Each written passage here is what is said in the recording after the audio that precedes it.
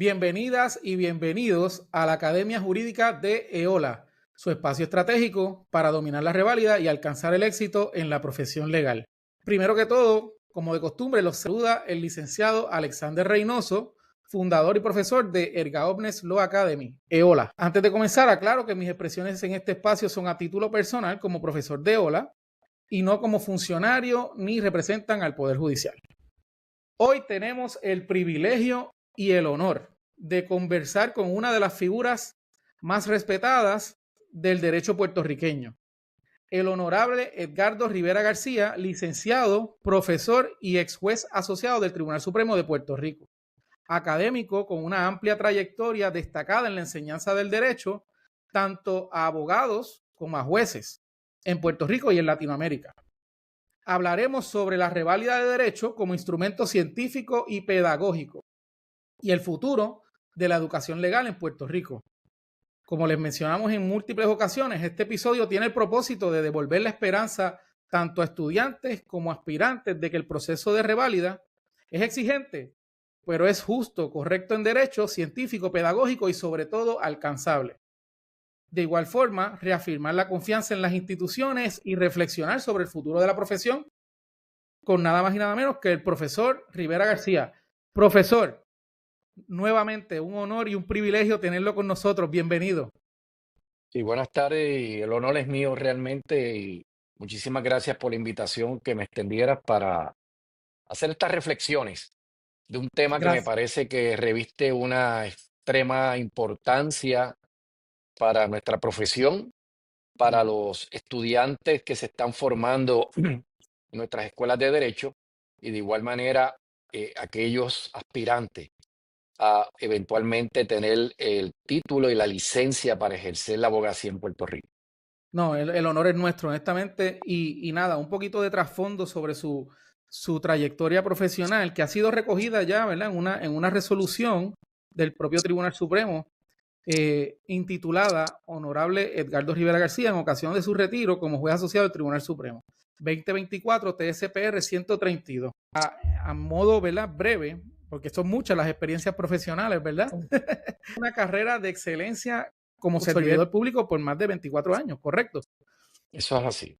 Este, Bueno, y, en el servicio público fueron 47 años. wow, 47 El años, excelente, 47 de los cuales 24, casi 25, fueron dentro del Poder Judicial. extraordinario.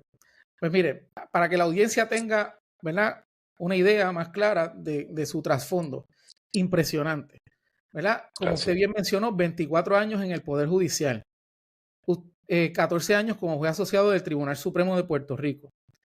La propia resolución destaca, y todos conocemos, ¿verdad?, un legado de jurisprudencia enriquecedora tanto en derechos de las víctimas, procesamiento de acusados, derecho penal sustantivo y procesal, derecho constitucional, administrativo, ética judicial y profesional.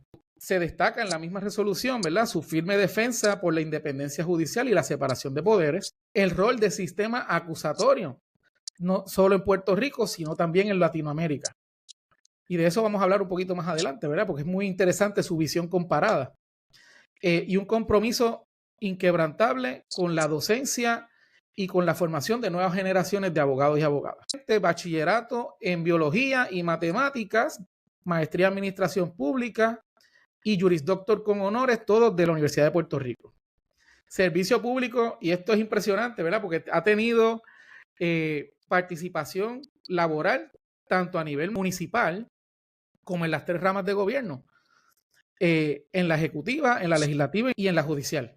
Inició en el municipio de San Juan, después pasó a formar parte de una comisión, la Comisión de Asuntos de la Juventud, la presidió, ocupó el cargo en el Departamento de Servicio a la Familia, fue asesor legal del Senado, fiscal auxiliar y director de investigaciones criminales. Director también de la Oficina de Asesores Legales del Senado, colaboró con reformas clave del Código Penal, Código Civil, Ley de Ética Gubernamental, entre otros. Y esto es, para mí es impresionante también, destacadísimo. Usted es lo que se conoce como un juez de carrera, pero literalmente en todas las esferas. Eso es así. Comenzó a nivel superior, después pasó al Tribunal de Apelaciones y luego fue nombrado y confirmado como un juez asociado del Tribunal Supremo de Puerto Rico, la posición de más alta jerarquía que se puede ocupar, ¿verdad?, en la judicatura. Actualmente, ¿verdad?, como mencioné, imparte conferencias, ha sido mentor de múltiples estudiantes, incluyendo este servidor, que tuve el honor y el privilegio de ser su estudiante en la maestría de Derecho. Eso es así. Y entonces, pues, tiene múltiples publicaciones. Se resaltan el compendio sobre el sistema acusatorio oral, las experiencias compartidas, que es un intento por, de alguna manera, enseñar a países, ¿verdad?, sobre el sistema acusatorio que utilizamos en Puerto Rico y Estados Unidos a países de Latinoamérica. Precisamente de eso fue el curso. Y nada, profesor, su voz en el podcast, ¿verdad? Y en este episodio, en momentos de tanta desinformación, ¿verdad?, y desconfianza generalizada en las instituciones públicas, particularmente para propósitos de los aspirantes y los estudiantes, pues es enriquecedor, ¿verdad? Es enriquecedor porque les devuelve la confianza y ese es el propósito que tenemos, además de reflexionar sobre el alcance, ¿verdad?, de la profesión legal y el futuro de la profesión legal. Así que sin más preámbulo, ahora sí que sí. Profesor Rivera García, bienvenido nuevamente y gracias por compartir con nosotros. Nos honra con su presencia. Y el honor realmente, como le dije inicialmente, es mío y agradecido por la invitación. Gracias, profesor. Mire, siempre, ¿verdad?, nos gusta conocer un poquito de la persona, ¿verdad?, el ser humano. Y en el caso suyo, usted acaba de hacer una transición profesional. ¿Cómo ha sido esa transición, ¿verdad?, esta nueva etapa después de una vida de excelencia en el servicio público, particularmente en la judicatura? Muy bien, bueno, como te expresaba anteriormente, dediqué 47 años de mi vida al servicio público en todas las ramas constitucionales, en Excelente. el Poder Ejecutivo, en el Legislativo y 24 años en el Poder Judicial. Así que por mandato constitucional, el pasado enero, pues me vi precisado a cesar las funciones como juez asociado. Así que lo que se le llama el retiro, ¿no? Así lo dispone el propio texto de la Constitución, pero realmente no ha habido tal retiro. Yo con el compromiso y el deseo de continuar aportando y colaborando para lograr un mejor Puerto Rico, Ujú. pues he decidido insertarme en el sector privado. Así que eh, semanas luego de haber finalizado mi función en el Tribunal Supremo, creé mi propia firma de consultoría, asesoramiento legal para ejercer la práctica de la abogacía y dedicarme a la práctica apelativa.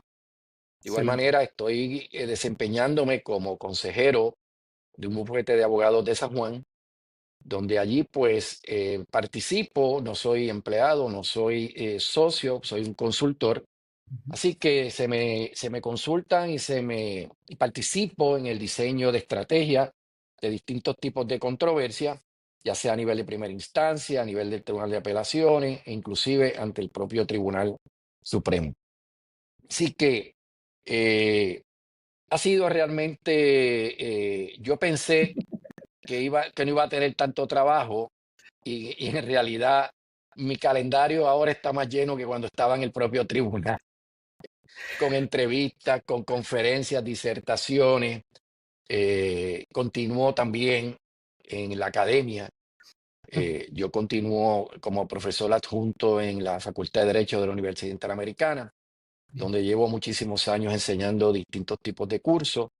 Actualmente eh, he desarrollado un curso tipo seminario para discutir un tema que es de extrema relevancia para Puerto Rico y en el mundo entero, ¿no? Es el tema sobre corrupción pública. Ujú. Así que estamos inmersos en ese proceso académico. Gracias a Dios siempre tenemos cupo lleno. Un curso que lo ofrezco sabatino. Así que continuamos haciendo nuestra aportación y queremos también, pues, continuar también aportando a instituciones o entidades como la que tú realmente has creado, que has Muchas gracias. conceptualizado. Me parece que juega un papel vital. Y en momentos como este, donde, como bien mencionabas, hay muchísima desinformación, donde se ataca muchas veces injustificadamente Ujú, a las distintas instituciones sociales. Oye, esto es algo que realmente se ha proliferado en todas partes y no ha sido la excepción. eh, los tribunales, los mismos tribunales, y vamos más allá. Hemos visto cómo se han lanzado muchas veces ataques injustificados contra correcto, un proceso que realmente se ha demostrado y tenemos la evidencia para así hacerlo, que es un proceso confiable, donde se ha validado, donde es científicamente medido eh, el proceso del examen de la reválida. de acuerdo, de acuerdo. Sí, profesor, totalmente de acuerdo, ¿verdad? ¿Verdad? Lo vamos a abundar un poquito más adelante, eh, pero en efecto, ha sido, ¿verdad? Es un discurso que de alguna manera, pues, mina la confianza en ese aspirante, ¿verdad? Y por eso es que nosotros hemos traído esta voz de alerta para que los aspirantes tengan esperanza, porque decir, el proceso está amañado, etcétera, de alguna manera mina esa confianza de que me voy a enfrentar a un proceso que es justo, que mide mi desempeño. Y precisamente esa es una de nuestras misiones. ¿De acuerdo con usted? Me parece que entre los propósitos que estuve examinando de tu academia jurídica, me parece que es fundamental lo que estás haciendo en cuanto Gracias. no solamente llevando a cabo un proceso de un repaso, Ujú. tú vas más allá.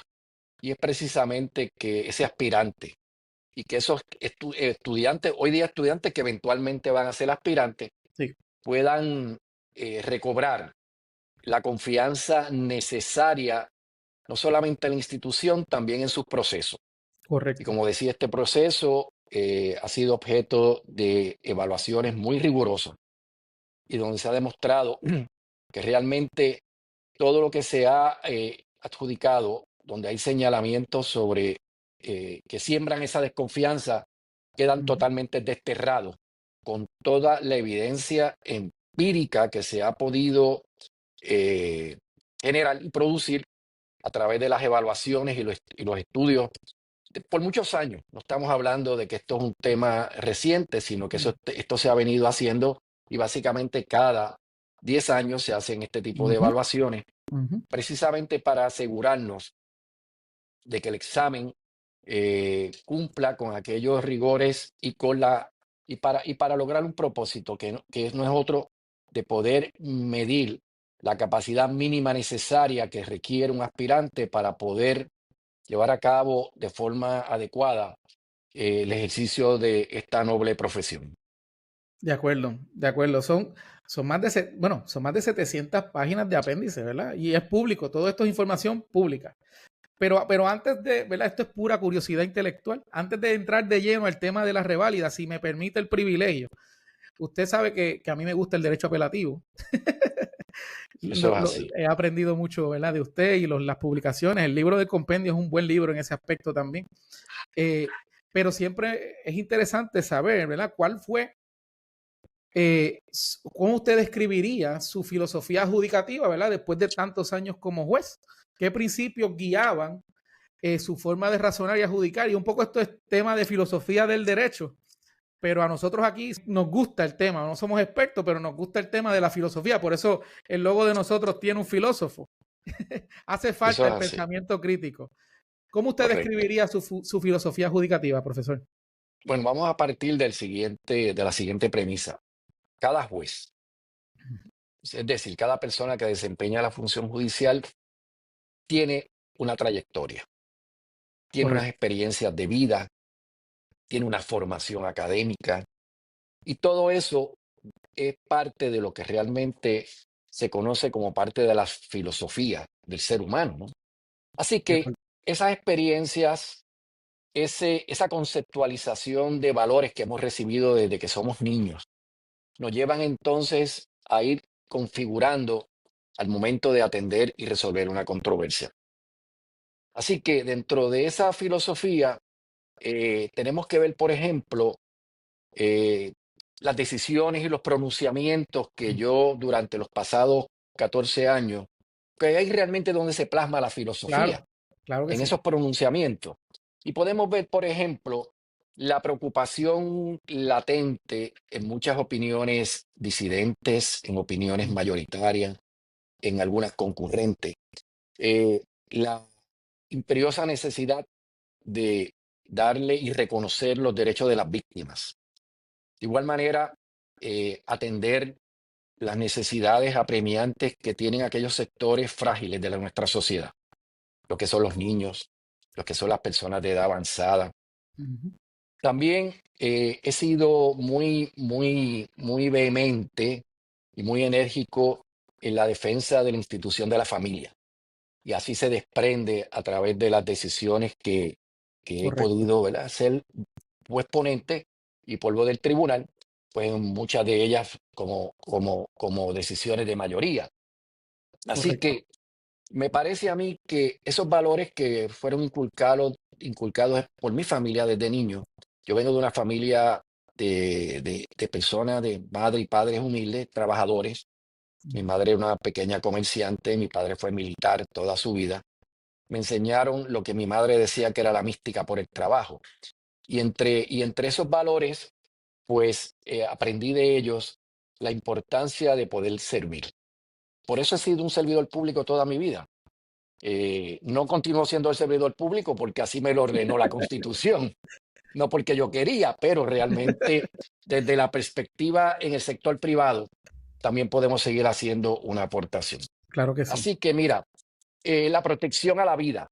La protección a la Ujú, vida se ve en muchas de mis opiniones, particularmente en casos donde estaban involucrados agentes encubiertos y se pautaron normas claras precisamente para garantizar la seguridad física y la vida, no solamente de esos agentes encubiertos que estaban en funciones, también inclusive de su propia familia. en casos como ese, donde hay un agente encubierto, pues ahí hay derechos constitucionales que están chocando, ¿ves?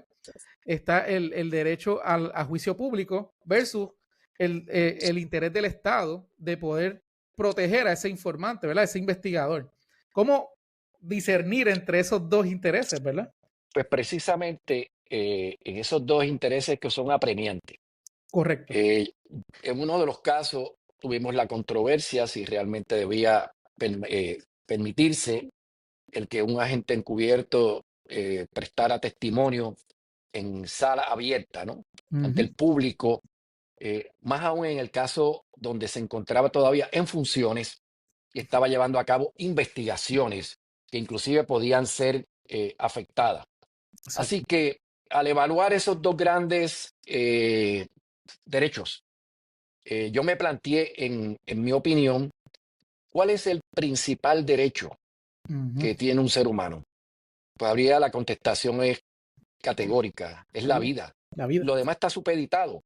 Así que ante ese derecho tan fundamental como es proteger la De vida de un acuerdo. ser humano, de cualquier ser humano, pues me parece a mí que uno cede ante el otro. Y claro, Exacto. sabiendo que estos son medidas las menos onerosas, ¿no?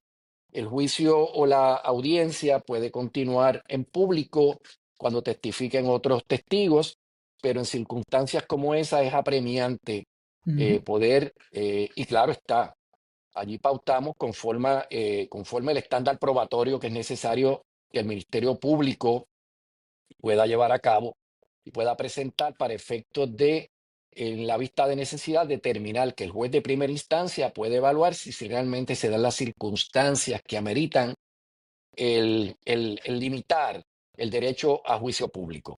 y eso es cumplir con el escrutinio estricto, Eso es literalmente. así. Parte de mi también de filosofía adjudicativa está basada en dos principios fundamentales en nuestro sistema democrático: la independencia judicial. Yo he sido De acuerdo. un defensor férreo de la defensa judicial, así está plasmado no solamente en mis opiniones, sino que he impartido conferencias, disertaciones sobre ese tema, porque me parece a mí que es un, es un asunto que ha tenido vigencia siempre. Ujú, la tiene en este momento y la va a tener en el futuro. Más aún en este momento, donde realmente sabemos que muchas veces las instituciones, como es el Poder Judicial, realmente se ve atacado, se ve amenazado ante los poderes políticos.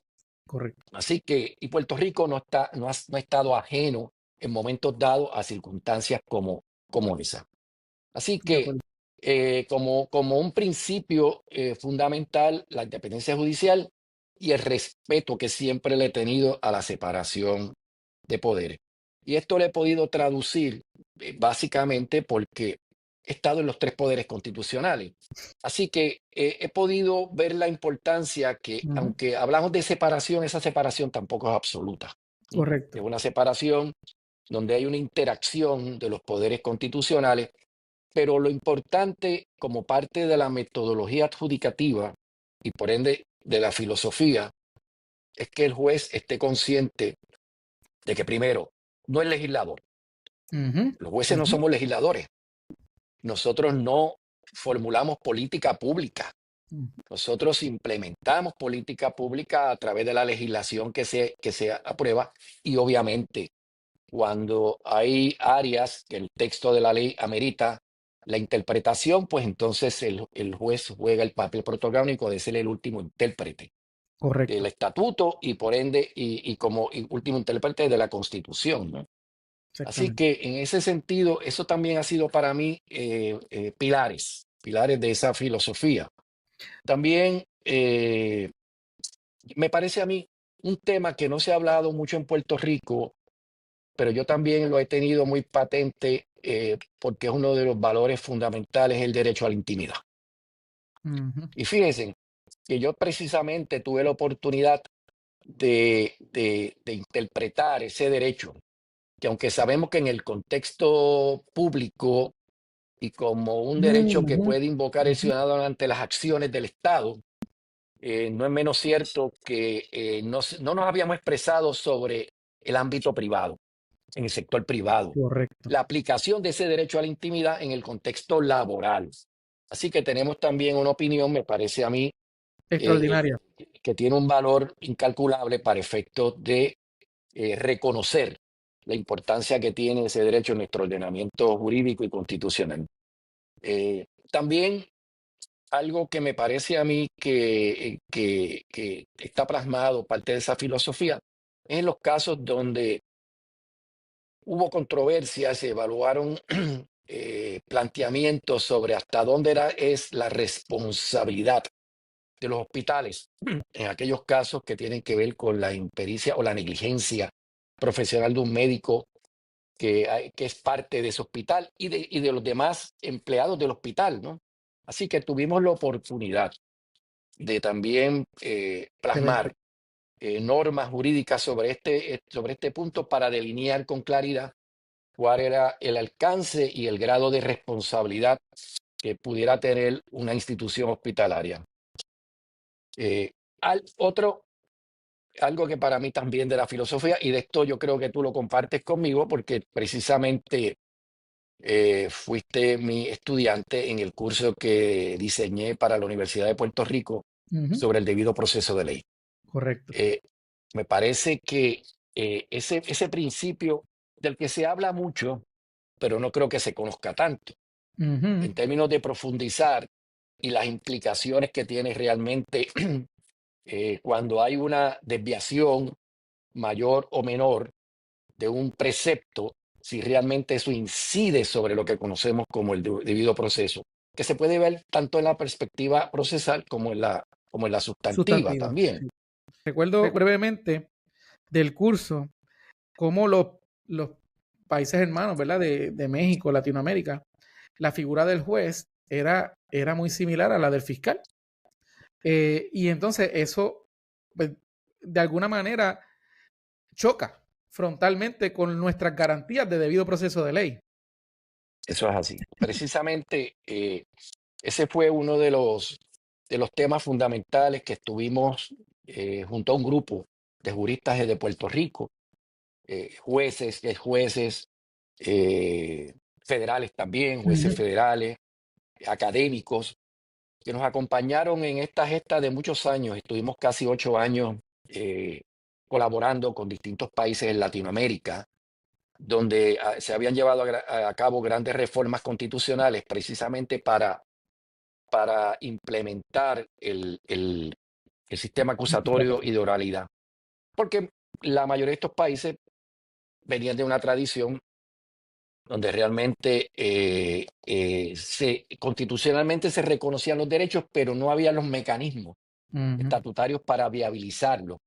Así que básicamente se venía de un sistema mixto, por no decir inquisitivo, ¿no? Por eso la Exacto. figura del juez jugaba un papel protagónico, casi como si fuera miembro o parte del Ministerio Público. Sí, sí. Quería mencionarte también este aspecto porque me parece a mí que es uno de los temas que también ha sido parte de mi pasión, es todo lo relacionado con la ética.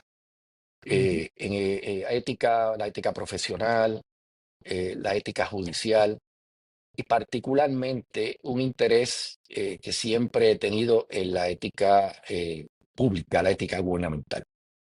Así que recuerdo que cuando me desempeñé como asesor en la legislatura, particularmente en el Senado, tuve la oportunidad ya para el 1998 de ser partícipe en una serie de enmiendas que fueron incorporadas en aquel momento a la ley de ética gubernamental, que me parece que fueron fundamentales para ujú. el desarrollo de todo el andamiaje que tenemos ético en el servicio público en Puerto Rico. Ahora bien, eh, he tenido una preocupación y también ha sido atendida a través de controversias que tuvimos la oportunidad de atender en el Tribunal Supremo. La importancia de que en estos procesos disciplinarios que están en el contexto o en el ámbito administrativo, Ujú, seamos firmes en la importancia que tiene el ser justos y razonables con aquellos funcionarios públicos que también son objeto de un proceso disciplinario. Así que como consecuencia de esto, fui juez ponente, obtuve una mayoría para establecer como una de las pautas que me parece a mí importantísima en el contexto del derecho administrativo ético, ujú, es haber establecido un estándar probatorio de prueba clara, robusta y convincente al momento ujú. de probar la infracción a un precepto de la ley de ética gubernamental.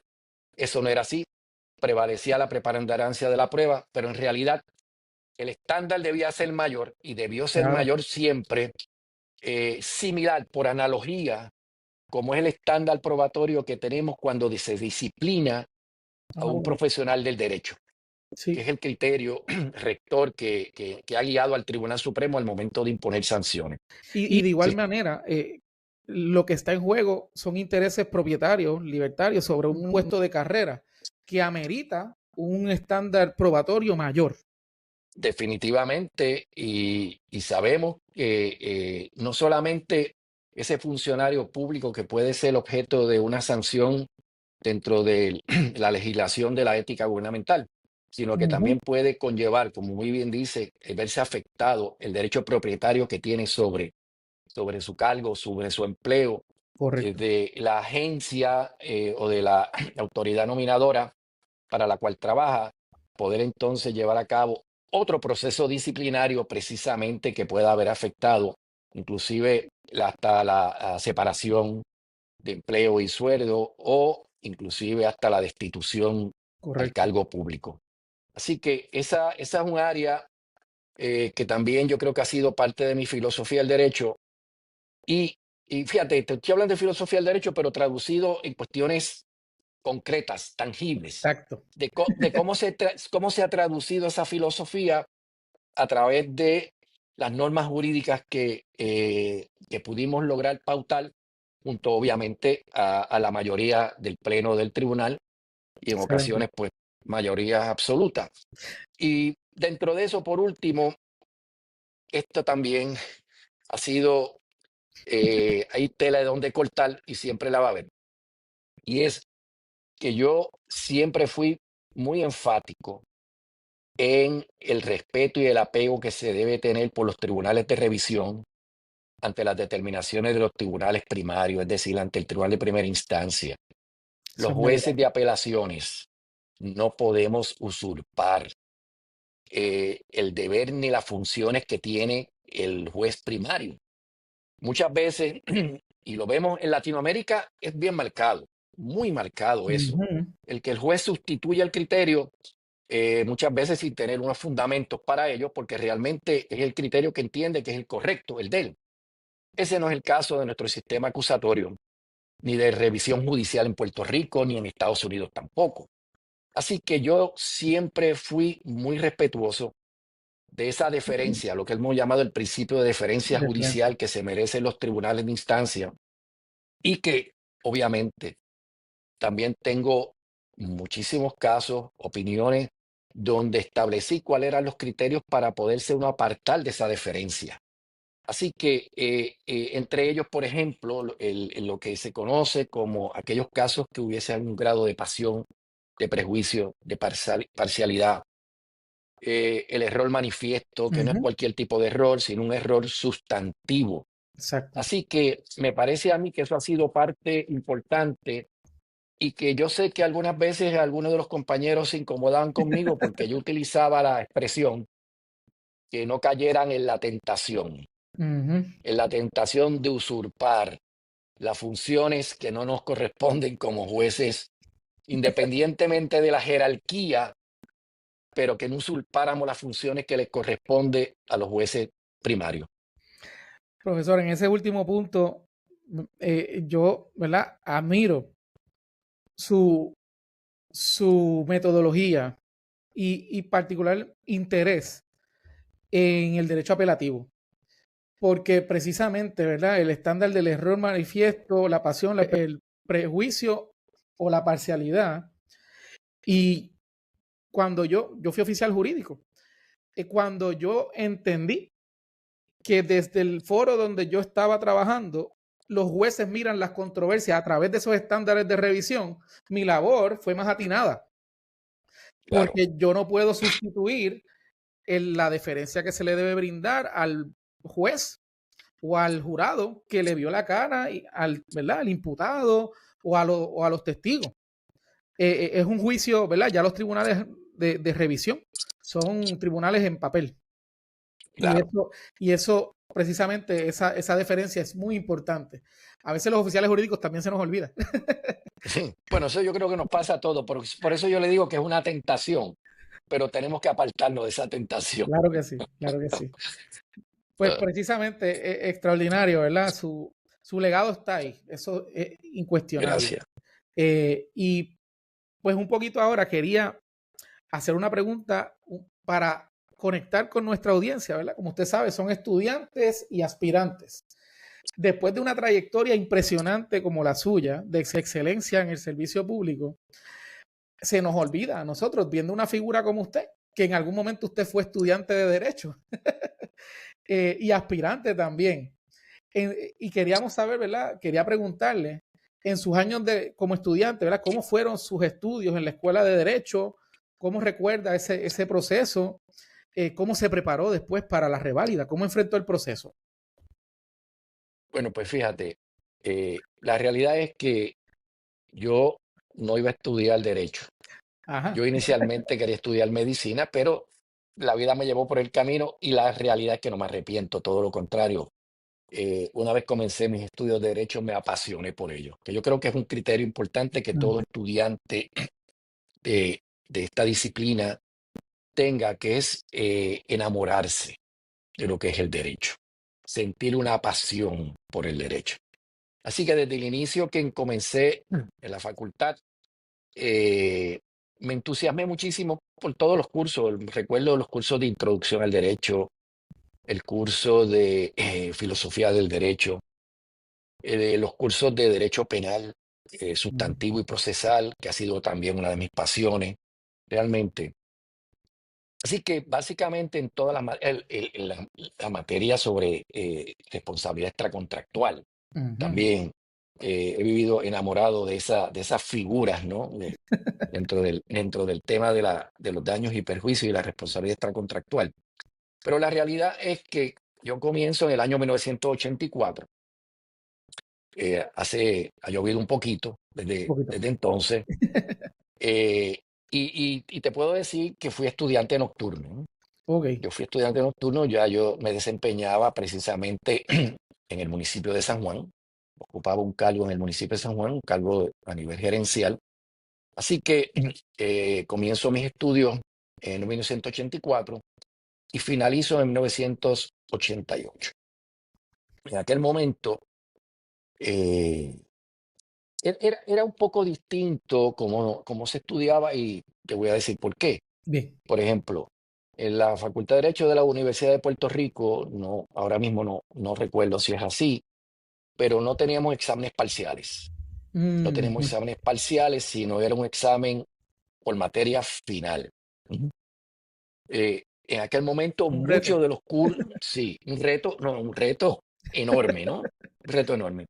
Pero que a su vez nos ayudaba a prepararnos pues, realmente de todo el material que se había estudiado durante el semestre. Correcto. Eh, en aquel entonces no eran muchos los ofrecimientos sobre repasos de reválida. Ujú. Uno que era muy conocido era el repaso de don Miguel Velázquez, del profesor Miguel Velázquez, que realmente yo logré matricularme en ese repaso. Era un repaso en aquel momento, obviamente, presencial. No teníamos la tecnología que tenemos hoy día, ¿no? Así que teníamos que dedicarnos. Yo lo que hice en aquel momento fue como yo ya era empleado público, había acumulado suficientes vacaciones Ah, para una excelente. vez yo terminara en mayo, poder dedicarle los 3 meses de Intenso. lleno al estudio de repaso de la reválida. Y contrario, fíjate, contrario, a pesar de que don Miguel utilizaba lo que le llamaban los famosos mamotretos, que creo que todavía por ahí continúan, Existe. la Sí, realidad era que el mamotreto no era otra cosa que una guía de estudio, porque en mi caso eh, particular, yo, por ejemplo, siempre yo de todos los casos, de toda la jurisprudencia que yo leía, yo hacía un resumen, un brief, ¿no? Un, correcto. un brief donde siempre hacía una sinopsis de los hechos, cuál era la controversia, Ujú. cómo se había atendido el asunto y cuál era la pauta y la norma de derecho. Así que yo iba acumulando todo esto. Hoy día se hace a través de la computadora. No teníamos una computadora. Así que eran carpetas a manuscrito de todo este material. Así que el proceso fue muy intenso. Yo me organicé. Para mí la organización fue Fundamental. fundamental. Sí, hice una programación de materias eh, por semana.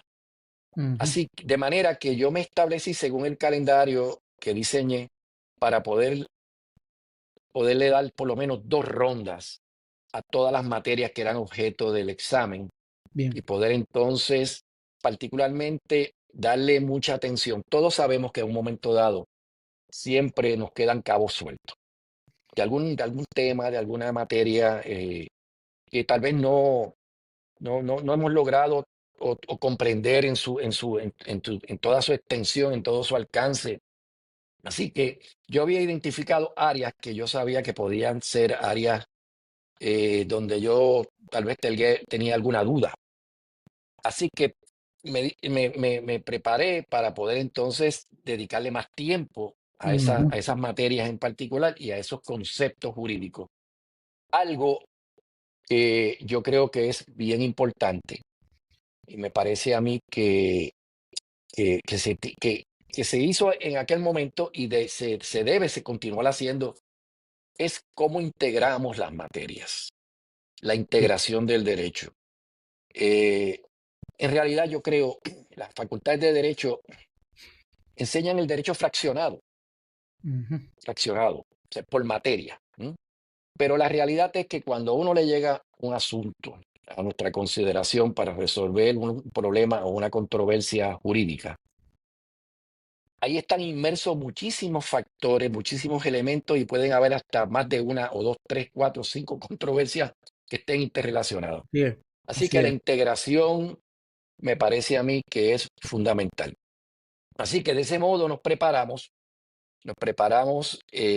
para, ahora bien, la preparación conllevó no solamente, como te dije, la organización y la planificación del tiempo, sino también conllevó una preparación física y Ujú, mental.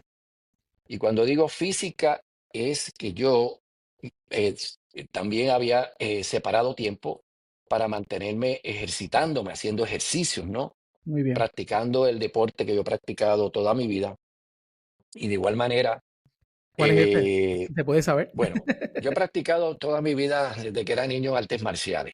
Ah, He excelente. practicado el arte del karate y el arte de lo que se conoce como la katana, que no es otra cosa que el samurái, el arte del samurái. Y Qué, todavía hacemos nuestros pininos, qué todavía hacemos interesante. algo. Yo Sí, sí, en mi infancia, yo pienso, ¿verdad? Practiqué artes marciales también, y eso es algo que no se olvida. Es una formación muy buena y particularmente para propósitos de disciplina eso es así, eso es así. Disciplina, carácter, formación y sobre y todo resiliencia. resiliencia y confianza en uno mismo. Es un Correcto. elemento bien importante. Así que yo sacaba tiempo para hacer mi ejercicio, una buena alimentación, una buena Ujú, nutrición, una buena dieta y también para uno poder tener momentos de relajación. sí, Relajación como escuchar buena música, ver una buena película. Y yo creo que si uno se organiza de esa manera, hay tiempo para poderlo hacer. Más aún en aquellas personas que sabemos que hay muchas personas que son padres, madres de familia, son esposos, esposas, son trabajadores también, trabajan en el gobierno, trabajan en el sector privado. Así que ese uso óptimo del tiempo y de organización es vital, vital hacerlo. excelente.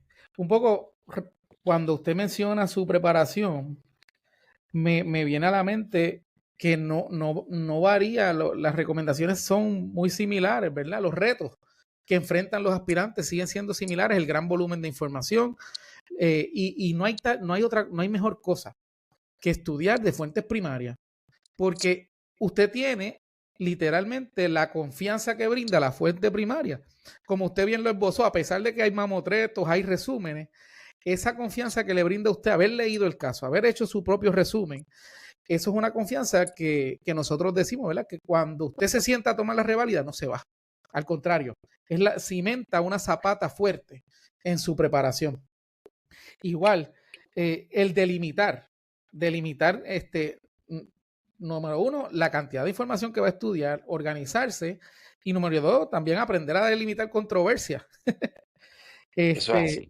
es extraordinario porque no importa cuánto tiempo pase, ¿verdad? El reto del abogado parece ser que sigue siendo el mismo. El que quiere ser aspirante sigue teniendo que enfrentar el gran volumen de información. A veces nosotros también añadimos, ¿verdad? Que el derecho se percibe como ambiguo y eso es normal para la práctica de la profesión legal en los tribunales, ¿verdad? Como abogado de parte. Pero la reválida mide un escenario controlado donde tiene hechos que son los hechos probados de la controversia y usted que ha sido adjudicador, tener una mentalidad imparcial ante esos hechos permite aplicar con certeza el derecho vigente aplicable. ¿Qué usted piensa? To- Estoy totalmente de acuerdo contigo. Me parece, como decía, y como tú bien señalas, el estudio de las fuentes primarias. Es Excelente. necesario, no podemos depender solamente de unos resúmenes, de unos mamotretos, porque realmente no va a poder el aspirante poder conocer con mayor profundidad las figuras jurídicas que se va a enfrentar en el examen. Y para esto la casuística, la Ujú, lectura, el análisis de los precedentes judiciales, las opiniones, es importantísimo. Y en aquellos casos, por ejemplo, donde se haya interpretado una legislación, leer esa legislación, estudiarla, correcto. revisarla, la Constitución, en aquellos contextos donde hay una controversia de naturaleza constitucional, ese instrumento primario, esa fuente primaria que le sirva a uno de volverla a repasar. Yo siempre digo que cada vez que yo cojo la Constitución en mis manos y la releo, aprendo algo nuevo. La realidad es algo así. Y si eso lo unimos a las discusiones que se establecen cuando llegan casos ante los tribunales que atienden los asuntos constitucionales, algún Ujú. asunto constitucional, entonces nos damos cuenta de todas las vertientes. Algo que tú mencionaste me parece importante y es cierto. El abogado, el aspirante de los años 80, 90, el 2000, a los de hoy, enfrentan retos similares. Lo que pasa es que el derecho ha cambiado tanto.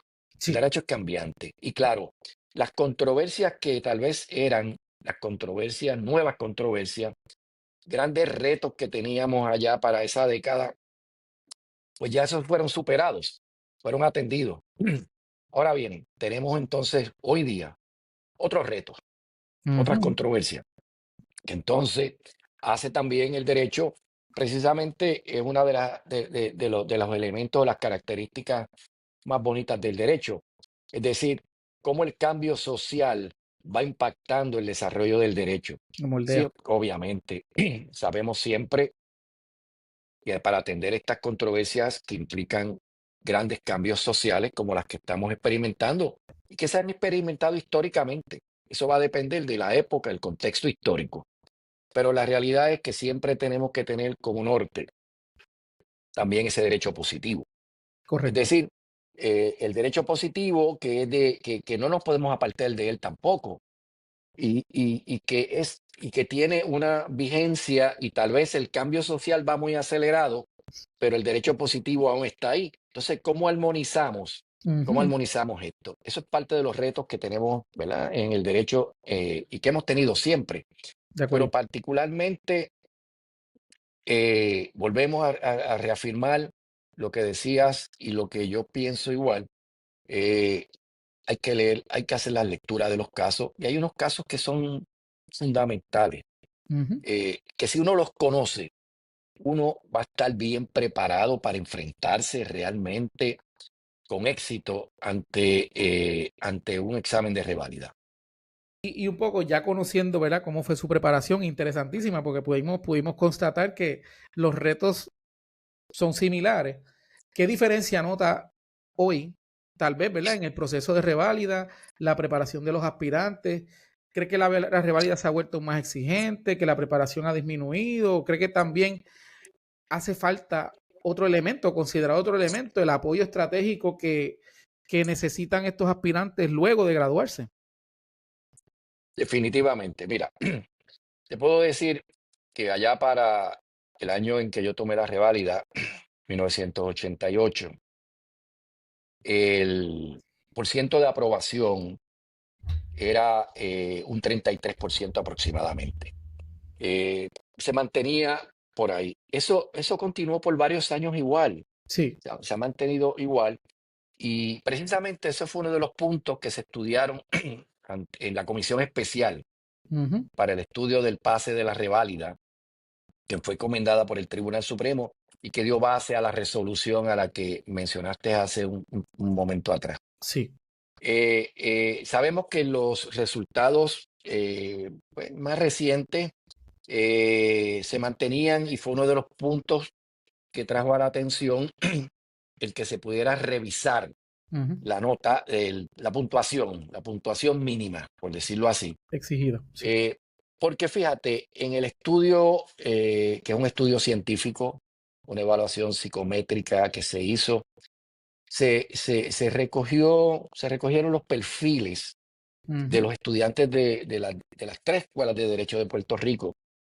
De igual manera, se logró identificar que allá para el año 2020, hace unos años atrás, Sí.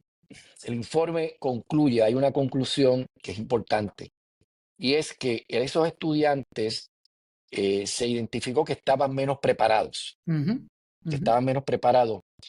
que los de años anteriores. Es decir, compararon del Una década. 2017, 2018, 2019, una década.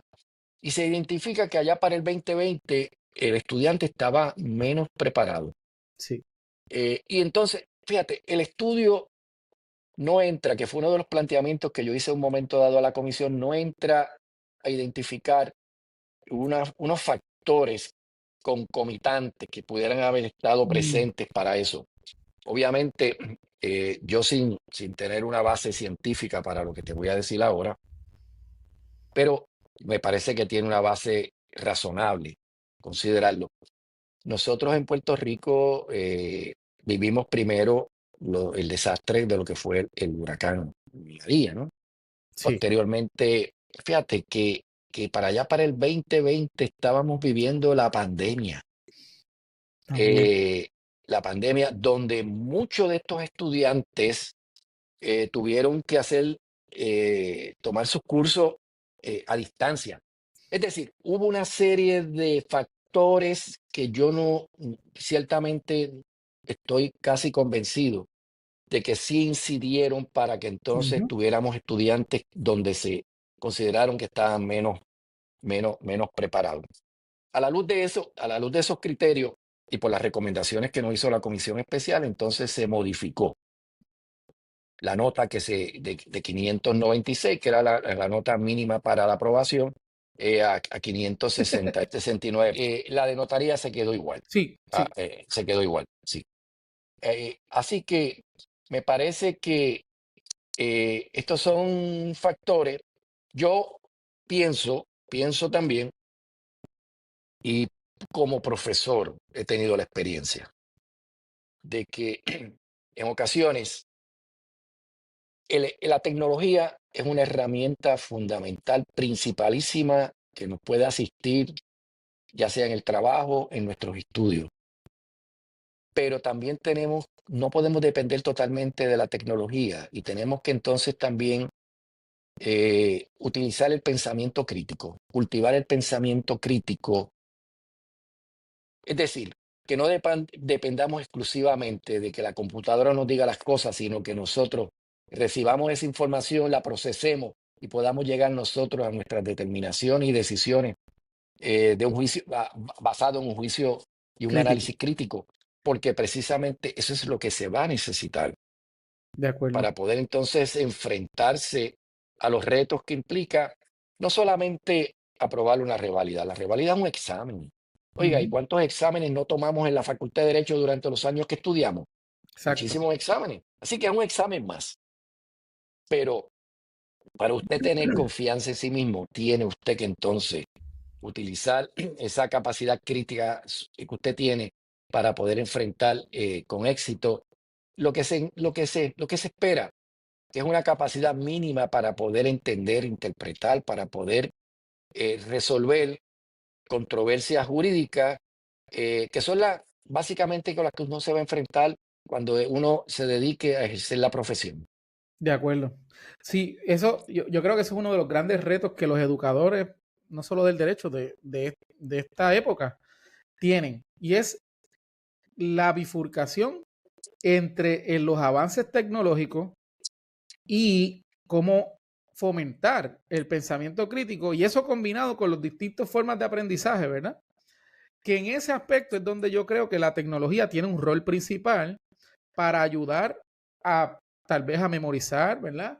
A internalizar mejor, pero no sustituye jamás y nunca el criterio independiente ni el criterio crítico. Y Claro eso que sí. es importante que se desarrolle en los aspirantes. Para las reválidas, nosotros entendemos, ¿verdad? Que el derecho es cambiante, pero como la reválida busca medir competencias mínimas en cada una de esas 13 materias, hay unas sutilezas del derecho frecuentes para cada una de ellas. Y conocerlas potencia más el poder, pues, dominar cada una de esas figuras jurídicas y esas materias particularmente. Yo siempre uso de ejemplo, ¿verdad? La diferencia, y usted es penalista, ¿verdad? Ujú. O una de sus pasiones. La diferencia entre un asesinato en primer grado, un asesinato atenuado, eso ha sido objeto de reválida en múltiples ocasiones. Eh, y, Claro. una sutileza del derecho, nosotros le llamamos sutileza del derecho porque no son cascaritas, ¿verdad? No es como que una trampa, es que el derecho tiene ambigüedades. Ahora bien, el abogado que conoce los hechos, ¿verdad? Y parte de la premisa de que esos hechos son los hechos probados y de que el examen de reválida no puede medir aspectos ambiguos, le tiene que dejar claro hacia dónde tiene que inclinar la balanza Claro, y aplicar ese derecho. Así que la diferencia entre asesinato en primer grado y asesinato atenuado, la sutileza es, mira, el nivel de mens rea que había. Si claro. usted tenía un nivel de mens rea puro y duro con premeditación, y si de los hechos surge, pues entonces se aplica la normativa de un asesinato en primer grado. Pero si hubo una súbita pendencia, arrebato de cólera y no hubo cooling period, Ujú, entonces aplica el asesinato atenuado. Ese mens rea claro. estaba nublado por un acto abrupto. Y así en todas las materias, ¿verdad? Eso es bien interesante poder Sí, discutirlo.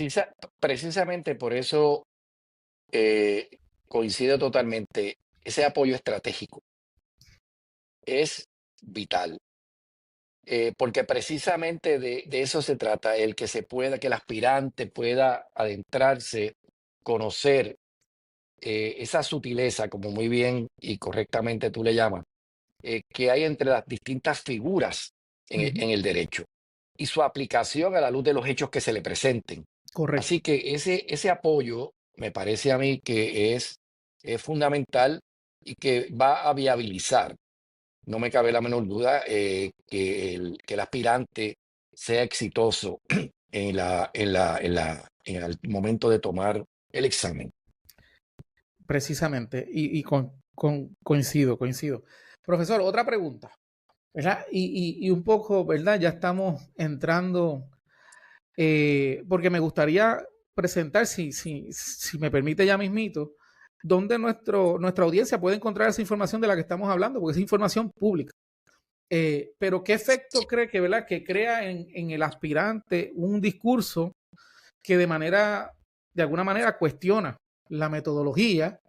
¿Qué percepción, ¿verdad? Pueden tener ese aspirante y un poco si se afecta o no la credibilidad en las instituciones como tal, en términos generales, que administran este proceso. No hay duda, no hay duda que el efecto es fatal.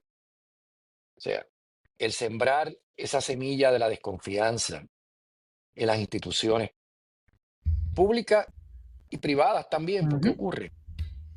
Pero en un caso como el que tenemos, ¿verdad? Que estamos examinando, la duda que se pueda sembrar sobre el grado de validez, de confianza, de diseño, y se ataque sin fundamento ujú, un examen como es el de la reválida, va a tener un efecto muy perjudicial para aquellos aspirantes. Primero, no solamente el aspirante va a sentir desconfianza hacia el proceso, también se va a sentir desconfiado él mismo. Es ujú. decir, no va a tener confianza en sí y evidentemente esto tiene un impacto negativo. Por eso yo soy de los que pienso que tenemos que buscar la manera de crear un balance entre toda esa información que muchas veces circula en las redes sociales, Ujú, comentarios que se hacen, los ataques que muchas veces sin justificación alguna. Tenemos que crear un balance para poder entonces orientar, educar al público en general y en el caso en el que estamos, a lo que nos referimos, ¿no? A nuestros estudiantes de derecho, de que acuerdo, ya desde la academia, que desde la academia se le muestre que esto realmente no es tal y como se ha señalado ni se ha dicho, de que acuerdo, podemos confiar en el proceso, que está bien pensado, se ha estudiado y que realmente el propósito no es otra cosa que poder tener abogados, abogadas que puedan tener las destrezas, ujú, la capacidad, un conocimiento básico mínimo para poder ejercer adecuadamente la profesión. Entonces, ¿qué ocurre? Se crea esa percepción negativa, una percepción donde realmente se afecta muchísimo la credibilidad, ujú, no solamente de las instituciones, Por eso yo creo, y me parece a mí que es importante lo que están haciendo las facultades de Derecho y es hacer las reválidas simuladas. Sí, La rivalidad sí. simulada, donde eso no se hacía antes. ¿Ve? Es una diferencia fundamental. En mi tiempo yo jamás vi lo que era realmente una rivalidad simulada. Me parece a mí que es una herramienta importante que se siga haciendo porque no solamente expone a la Ujú. experiencia al aspirante y al estudiante en ese caso, eh, y le ayuda a poder entonces entender mejor de qué se trata el examen. Precisamente, nosotros también hacemos, como parte del ofrecimiento, ¿verdad? Hacemos una rivalidad simulada y busca más que decirle usted, ¿verdad? Crear una falsa sensación de seguridad o de desconfianza. El proceso lo que busca es, y esto lo he aprendido de experiencias profesionales, identificar áreas de fortaleza y áreas de oportunidad. A, ¿Verdad? A 2 semanas, 3 semanas de la reválida, eso es clave, usted lo dijo, cuando usted se estaba preparando, usted identificó en qué áreas tenía que reforzar. Pues precisamente yo creo que el esfuerzo debe ser ir hacia esa dirección, porque el examen de reválida es un examen que se pasa de manera holística. Usted tiene que saber de todo un poquito para acumular la mayor cantidad de puntos Claro. y atender, ¿verdad? Tener presente, estar apercibido de las áreas de fortaleza y de las áreas de oportunidad suyas como jurista, ¿verdad? Si usted le va muy bien en constitucional, pues no tiene que darle otra ronda. Vaya a darle una ronda extra a familia, por ejemplo, si es una de sus áreas de oportunidad. Y digo oportunidad porque somos unos optimistas compulsivos, ¿ves? Hasta el último momento se puede convertir esa alegada debilidad en un punto, en una fortaleza. Sí, coincido totalmente contigo. Hay que ser positivo, hay que ser optimista. Los grandes retos se Sí, convierten en oportunidades. exacto. Y uno puede ser exitoso ante un reto en la medida en que uno esté dispuesto a enfrentarlo y lo Ujú. enfrente confiado en que va uno a prevalecer. Así que ese criterio que tú mencionabas al inicio de nuestra presentación, que le llamaste la esperanza, me parece que es bien importante también. Tenemos que tener esperanza para todo en la vida, para todo. Sí. Así que en este momento también, cuando nos vamos a enfrentar a un reto más, porque realmente, mire, yo les digo, uno piensa, mientras uno es estudiante, uno piensa que ese es el mayor reto que uno va a encontrar. No, Mm, no, no va a ser así. Una vez usted apruebe ese examen, usted juramente y le confiera la licencia el Tribunal Supremo de Puerto Rico, ahí es donde empiezan los verdaderos retos. Ahí empiezan los verdaderos retos y se lo puedo asegurar porque esto es una disciplina que es un reto continuo. correcto. Y como yo siempre he dicho, yo me levantaba y me levanto todos los días diciendo, yo hoy voy a aprender algo nuevo. Y mientras estuve en el tribunal superior, en apelación, en el Ujú. Supremo, yo aprendía algo nuevo todos los días. Así Así es. que así de interesante y apasionada en nuestra noble profesión. De acuerdo totalmente. Desde ese momento en adelante, yo le digo a los compañeros, ¿verdad? Que empiezan a aplicar de manera total los cánones de ética profesional, que eso es un gran reto, ¿verdad? Porque una vez usted firma, usted tiene un compromiso con honrar esta profesión. Importantísimo. Profesor, mire, antes de continuar, me encantaría, si me permite, voy a compartir la pantalla para poder Claro. enseñarle a los compañeros dónde puede encontrar esa información pública de la que estamos hablando, ¿ves? Literalmente en el poder, ¿verdad? El portal del Poder Judicial tiene la página de la Junta Examinadora y en esta parte de aquí es donde aparece el informe de la Comisión Especial para evaluar la nota de pase de reválida. Información pública. También, ¿verdad? El reglamento y que el reglamento establece el deber de realizar un proceso científico y pedagógico. Lo dice aquí como uno de los deberes, que dice la aplicación de normas científicas a los procesos de reválida. Igual también lo muestra aquí. Al evaluar la totalidad del examen, la Junta se asegurará de que las preguntas contengan un grado similar de dificultad y reciban igual valor relativo de acuerdo a qué? A normas científicas y pedagógicas. Ese es el reglamento, pero ese informe que fue creado y cómo funcionó esto, ¿verdad? Es como una comisión independiente que tenía facultad de descubrir pruebas. Si se fijan, ahí aparece todos los anejos, los memorandos, se le pidió información a la Junta Examinadora, se pidió información, que aquí está el informe de la, ¿verdad? De la Junta Examinadora, de las 3 escuelas de Derecho, sobre una década de información para precisamente determinar el perfil y contestar la pregunta, ¿verdad? ¿Qué está afectando la nota de pase, ¿verdad? El rate pass. Y aquí hay más de 700 páginas. O sea, Sí, yo me las he leído todas, pero hay más de sí, 700 páginas. Y lo interesante es que año tras año, desde esa década, ¿verdad? Todos los septiembre se sometía el examen a una evaluación psicométrica y eso es terminaba así. concluyendo exactamente que el proceso era válido y confiable para medir lo que se quiere medir, las competencias mínimas.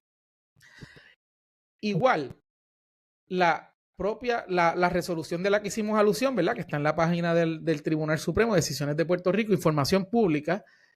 Ahí está la resolución y voy a destacar una parte solamente, que es la donde el tribunal, esto tiene varios, ¿verdad? Varias conclusiones, pero para propósitos de devolver la esperanza, literalmente el tribunal expresó, tras recibir un informe final de la comisión, se reafirma el valor del instrumento que se utiliza para medir la capacidad mínima deseada para ser un profesional del derecho, el cual utiliza métodos psicométricos y de calibración comparable a los empleados en otras jurisdicciones de los Estados Unidos, conforme a la National Conference of Bar Examiners. Igualmente, se valida la calidad de la información que se obtiene a través de los exámenes para la admisión al ejercicio de la profesión. Y a base de eso y de otros hallazgos, es que entonces el tribunal concluye que en efecto baja la nota de puntuación, porque el tribunal en ese informe concluyó, ¿verdad? Como usted bien señaló, que en efecto disminuyó el desempeño a través de los años de los estudiantes, y eso se hizo midiendo la puntuación promedio a través de los años, y se vio una baja de como 20 puntos aproximadamente. Sí.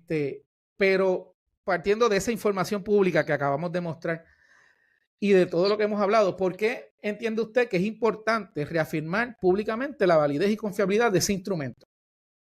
Bueno, acabas de mencionar algo importante. En esta comisión que constituyó el Tribunal Supremo para hacer este estudio, hubo una participación bien amplia, bien fuerte de la academia, las 3 facultades de Derecho, sus decanos Uh -huh.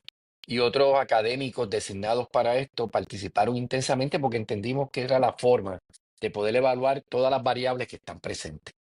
O sea, aquí hay una variable que es la variable examen Uh -huh. preparado por la Junta de aspirantes al ejercicio de la abogacía. Está obviamente el factor académico donde se forman los estudiantes, reciben Correcto, la formación académica. Y obviamente está el elemento, la persona, es decir, el individuo como aspirante. Así que todas esas variables se tomaron en consideración para fines de tener una visión integral correcto, de todo el proceso y poder entonces identificar y determinar. Fíjate que como resultado de ello fue la decisión que tomó el Pleno del Tribunal Supremo para modificar, ajustar, por decirlo así, la nota a un mínimo y reducirlo precisamente en consideración a todos esos factores. Así que, o sea, lo que debemos entender y tal vez colegir de todo este proceso es que realmente se hizo para poder tener un cuadro, un marco bien claro de qué eran las variables que estaban incidiendo sobre ese resultado y poder entonces tener la oportunidad de que se puedan los aspirantes preparar uh como lo -huh. deben hacer adecuadamente y enfrentar con éxito ese reto más en el ejercicio de la profesión. Importante determinación, ¿verdad? Volvemos, esta información que parte de los propios resolución, información pública, que se hizo pública por mandato del propio tribunal y que cualquier persona puede examinarla y corroborar lo que estamos diciendo, ¿verdad? Que ese estudio psicométrico valida el instrumento. Así que con eso se despeja la desinformación, el ruido de que está amañado. Claro, Otras variables, ¿verdad? Que también considera, y usted lo menciona, pues el desempeño de los aspirantes y como cuestión de política pública, asimismo lo recomendó el evaluador, que el tribunal debía hacer una determinación de política pública y entonces ahí es que decide atemperar esa puntuación a los nuevos promedios que habían, ¿verdad? A través de esos es años. correcto. Pero es fundamental a nuestro juicio el hecho de validar ese instrumento, validarlo. Totalmente de acuerdo, totalmente de acuerdo. Y creo que se validó. De Se acuerdo con eso. validó y con las garantías de confiabilidad necesarias. Exacto. Y sobre todo de confiabilidad y como instrumento pedagógico. Como instrumento pedagógico. Es decir, no está aislado de ese principio y el concepto de la pedagogía, sino está íntimamente atado y así se logró demostrar. De acuerdo. Pero yo soy un poquito, ¿verdad? Crítico en este aspecto. Yo estoy totalmente de acuerdo con el informe y los hallazgos. Solamente pienso que no se tomó en consideración, yo creo, ¿verdad? Que no se tomó en consideración o que se puede tomar para futuro un periodo de que no se tomó, ¿verdad? Un periodo que no se evaluó. Por ejemplo, ¿qué pasa?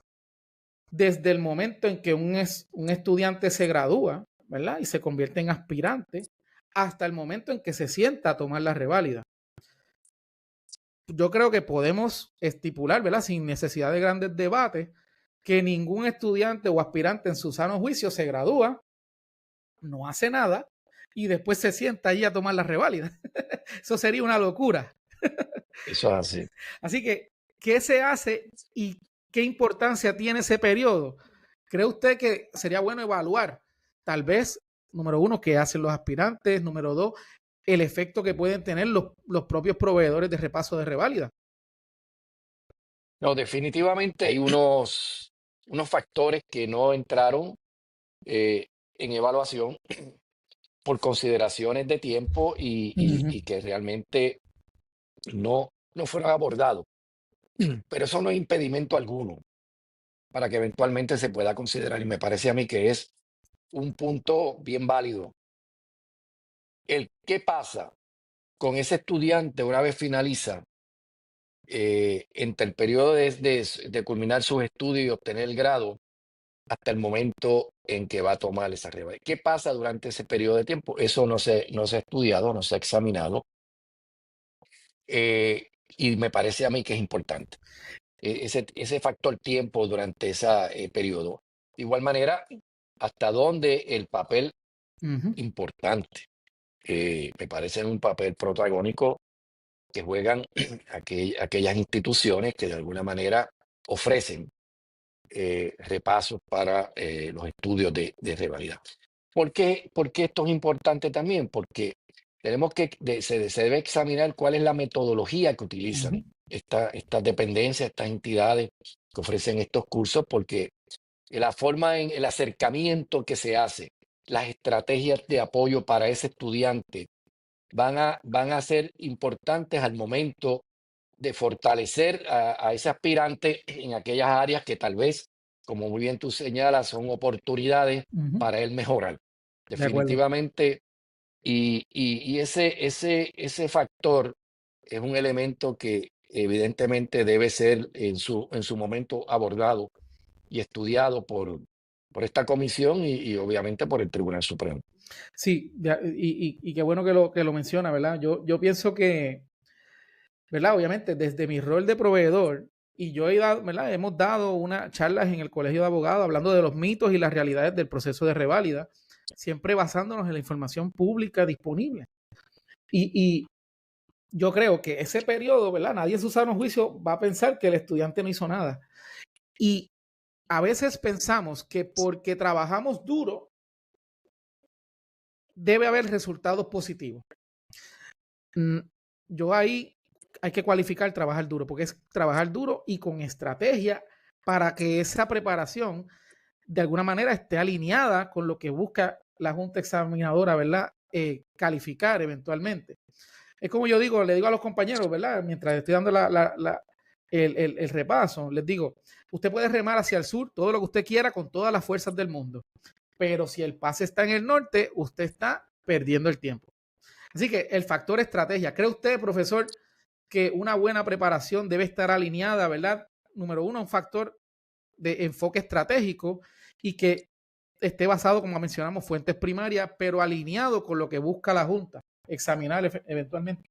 Evidentemente no podemos, no podemos estar una cosa apartada de la otra. Todo lo contrario, tiene que ser la misma dirección.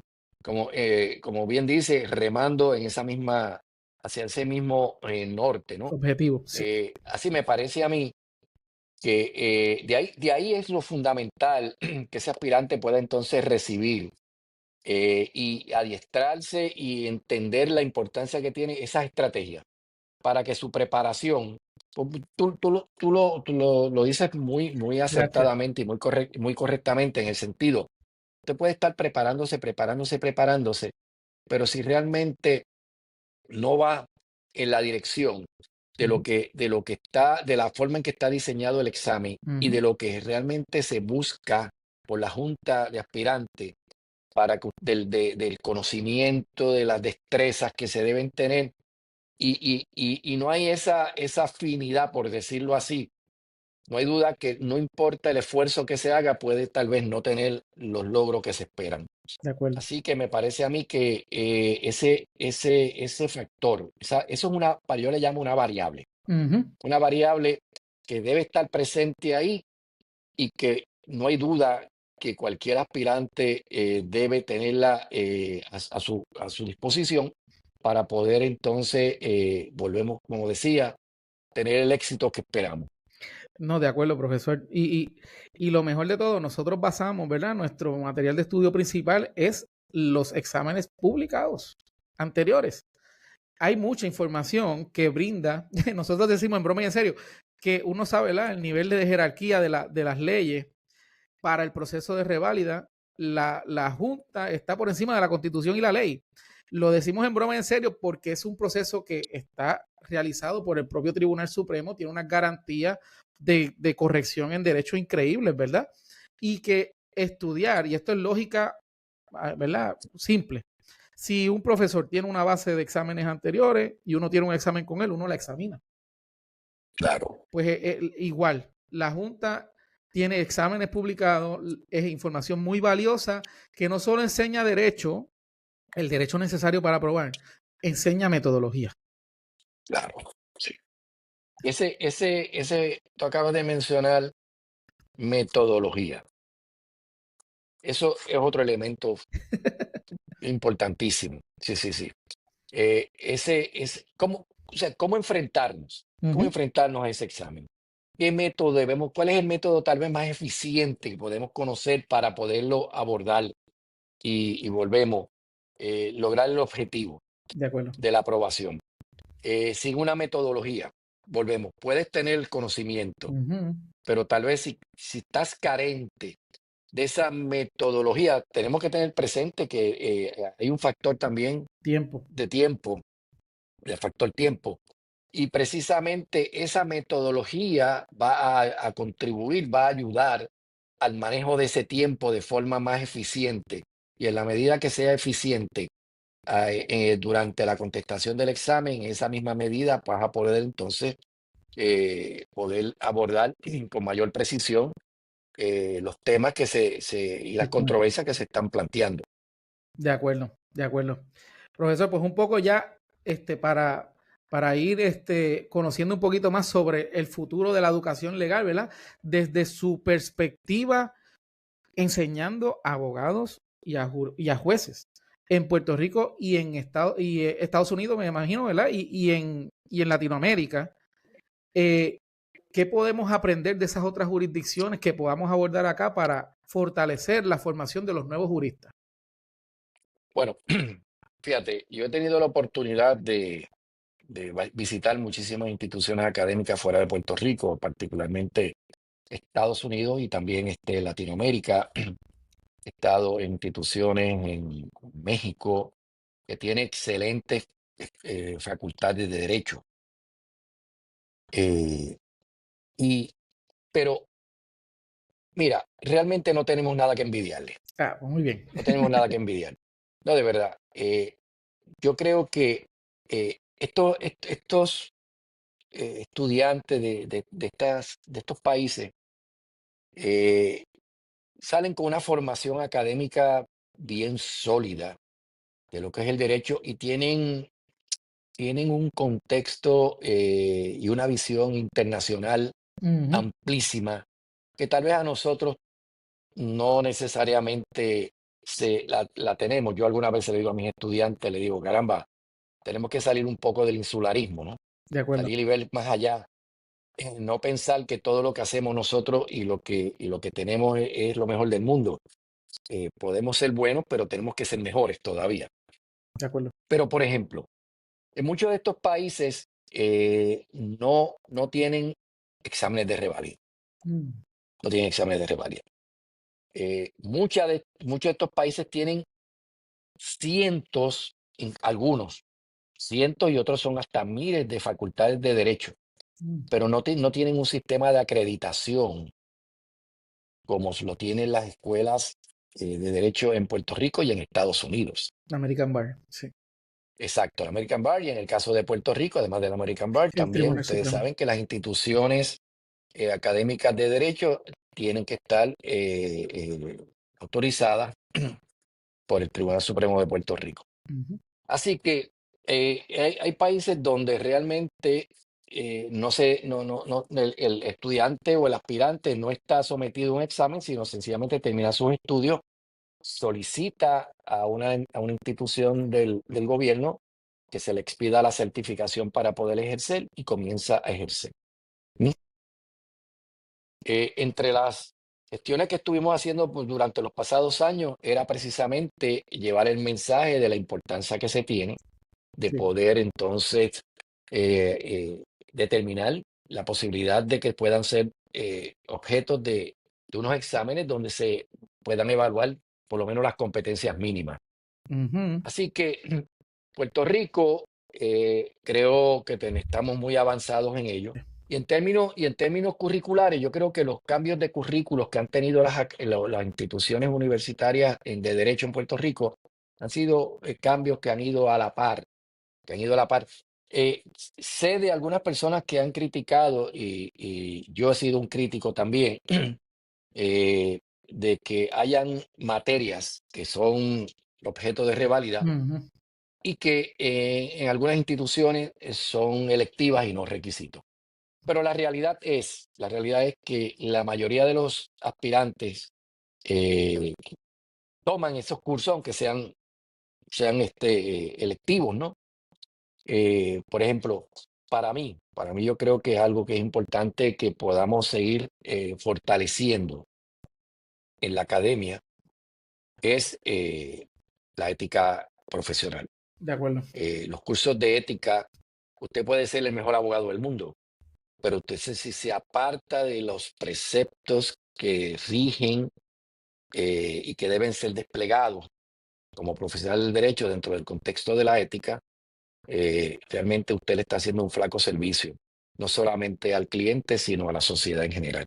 Ujú, Así que me parece a mí que la educación legal en Puerto Rico tiene grandes retos.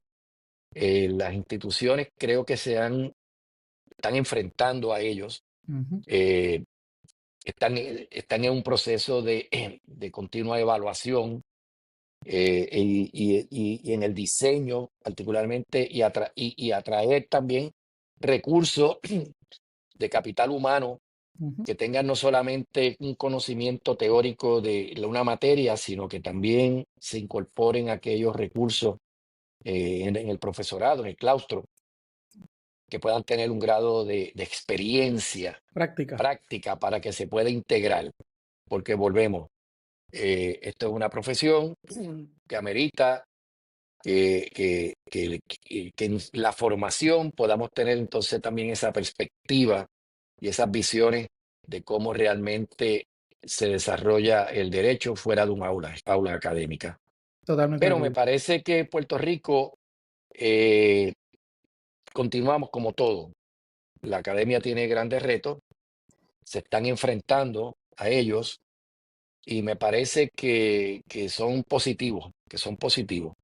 Extraordinaria su visión, ¿verdad? Comparada. Este, porque no todos los juristas han tenido la oportunidad de literalmente enseñar y ver esos otros procesos, y que usted comparta eso con nosotros, pues es valiosísimo. Y ya para finalizar, profesor, este episodio esperemos tenerlo en otros, ¿verdad? Claro que sí. Con mucho gusto, con mucho gusto. Claro. ¿Qué papel juega la actitud del aspirante en el proceso y qué mensaje, ¿verdad?, le compartiría tanto a los que toman la reválida por primera vez, que son los first takers, como se le conoce, y a los que la regresan al proceso como retakers? ¿Qué mensaje final les tiene, ¿verdad?, de alguna manera, para enfrentar estos grandes retos, ¿verdad?, que se avecinan para ellos. Claro que sí. Bueno, lo mencioné ahorita, pero quiero abundar un poco sobre ello. Primero, la actitud mental. Importantísimo. Tenemos que ser positivos, como mencionamos. Tienes que tener confianza en ti mismo, ganar esa confianza. Y lo que te da la confianza es la preparación. Tú poder saber que te preparaste adecuadamente, que invertiste el tiempo adecuadamente, que tuviste el apoyo con las estrategias que te van a dirigir por el camino que debes seguir en ese devenir, enfrentar ese reto. Así que decía, la actitud mental es fundamental. Mira, yo tuve experiencia, he tenido, conocido personas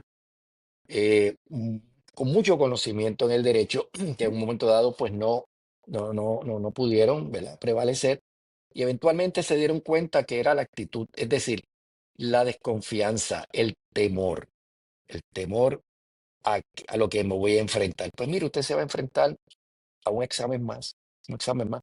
Lo importante no es Sí, el examen, es cómo usted se prepare. Esa es la preparación, el tiempo que usted le dedique. Yo también le digo a mis estudiantes, le digo, usted se está preparando para la reválida desde el momento que usted ingresó en la Facultad de Derecho también. Es sí, decir, el aprovechamiento de las materias, de las clases, de los cursos, usted se tiene que preparar a hacer su trabajo sí. con mucha dedicación, mucho compromiso, mucho esfuerzo, perseverancia. Pero vuelvo, miren, yo creo, a mí me ha resultado mucho este ingrediente, yo digo que es un ingrediente que yo lo mencioné hace un ratito, imprímale pasión y hágalo con deseo. Y usted verá, y usted verá que va a ser exitoso, no solamente aprobando una reválida, sino exitoso en la vida, porque esto es una ecuación que está presente no solamente en el contexto de la vida profesional de un ser humano, sino también está en la vida hasta personal. Si uno no le pone pasión a las cosas, realmente va a ser muy difícil superarlos. Totalmente de acuerdo. Me encanta ese elemento de la pasión. Lo voy a tomar prestado. Sí, sí, sí, sí, sí. Yo le digo a mis estudiantes, yo le digo, miren, ve el derecho como cuando usted se enamora de su novia, enamorado de su esposa. En ese sentido, sí, y yo lo hago para que lo puedan visualizar, ¿no? Claro, claro. Lo puedan llevar a una experiencia concreta, ¿no? Y creo, yo lo hago así. Cuando me dedico a hacer algo que lo quiero hacer, le imprimo esa pasión y el deseo de hacerlo. Mire, y eso es una fórmula exitosa. Totalmente de acuerdo, totalmente de acuerdo. Nosotros les decimos que dejen atrás las relaciones tóxicas del pasado y que se enamoren Sí, de nuevo del derecho, pero particularmente como la Junta quiere que usted lo aprenda para demostrar las competencias mínimas. Vamos. correcto. Ahora voy a incorporar el elemento de la pasión, porque Sí, sí, hay que apasionarse, tiene toda la razón. sí, sí, sí. Sí, sí, sí. Profesor, ya llegamos al final de este episodio, sin antes, ¿verdad?, agradecerle profundamente su generosidad y compartir su tiempo con la audiencia, ¿verdad?, que son estudiantes en formación y aspirantes que están en el proceso de lograr entrar a esta honrosa profesión.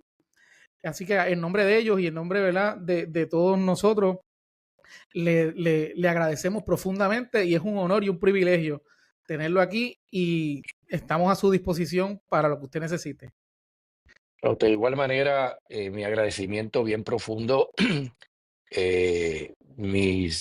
un abrazo bien fuerte para todos estos aspirantes y próximos aspirantes también, ¿no? Los que son estudiantes que próximos van a ser aspirantes. Un abrazo y mis mejores deseos de que puedan enfrentar como he dicho reiteradamente, con éxito, un reto más de esta profesión.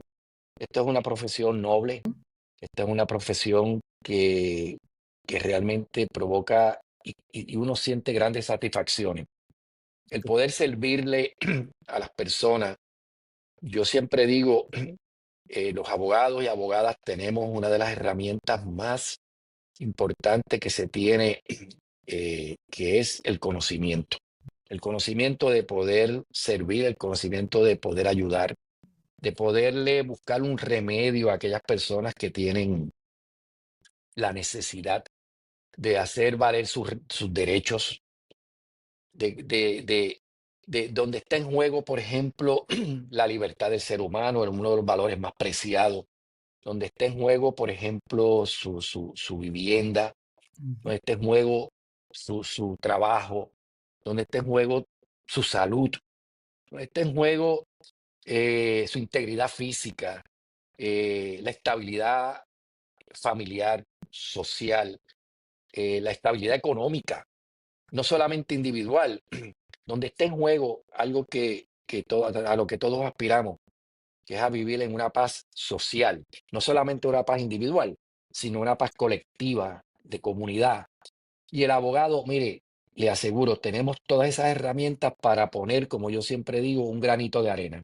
Y en la medida que todos aportemos a ello, vamos a tener un mejor Puerto Rico.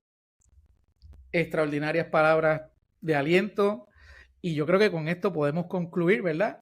Porque qué mejor palabras que esa que usted brindó para seguir devolviendo la esperanza en el proceso de reválida, en las instituciones, pero sobre todo en uno mismo, ¿verdad? Como profesional del derecho. Profesor, gracias, ¿verdad? No nos caben palabras para expresar la gratitud. Usted sabe la admiración que he sentido por usted a través de los años y el aprecio. Gracias. Así que No gracias por sé. estar aquí, ¿verdad? Y bueno, hasta aquí este episodio, ¿verdad? Este gran episodio, que ha sido una clase magistral Gracias. de la Academia Jurídica de EOLA, su espacio estratégico para dominar la reválida y alcanzar el éxito en la profesión legal. Gracias nuevamente, profesor, y hasta la próxima. Hasta la próxima y mucho éxito. Muchas Gracias. gracias.